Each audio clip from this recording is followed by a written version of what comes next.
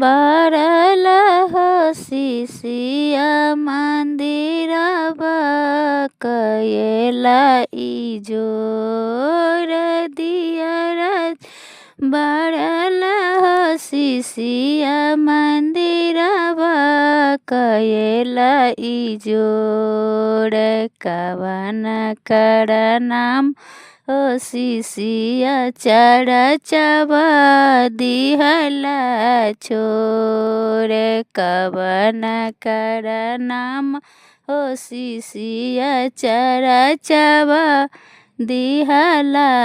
छोर सासु बोलिया बोलला हो शिव गुरु गोतन बोलेला कुबोल सासु बोलिया बोलेला हो शिव गुरु गोतन बोलेला कुबोल ओही रे कारणमा हो शिव गुरु चरचवा दिहली छोर ओही रे कारणमा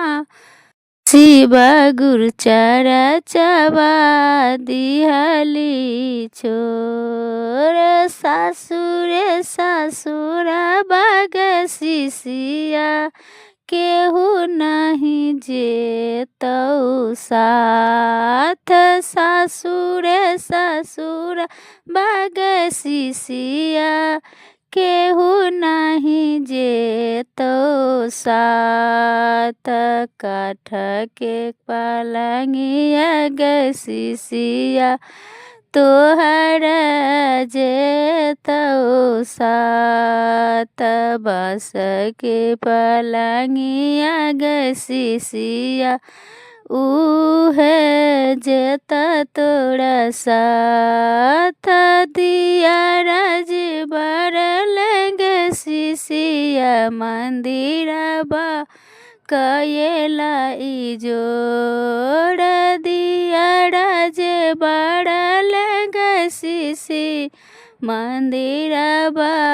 कयल इजोर कवन करनमा ग शिशि चरचवा दिहले छोर कवन करनमा ग शिशि चरचवा दिहले छोर ननद दिया धनी हो शिव बोलिया बोलेली कबोल गोतन ननदिया हो शिव गुरु बोलिया बोलेली कबोल तही रे कारणमा हो शिव गुरु चरचवा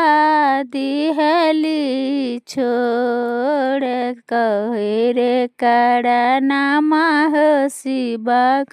चरचवा दिहली छोर गोतन दिया धनी के बोलिया ग शिशिया छरा पिया दही तू छोड़ धयलही आग शिशिया शिव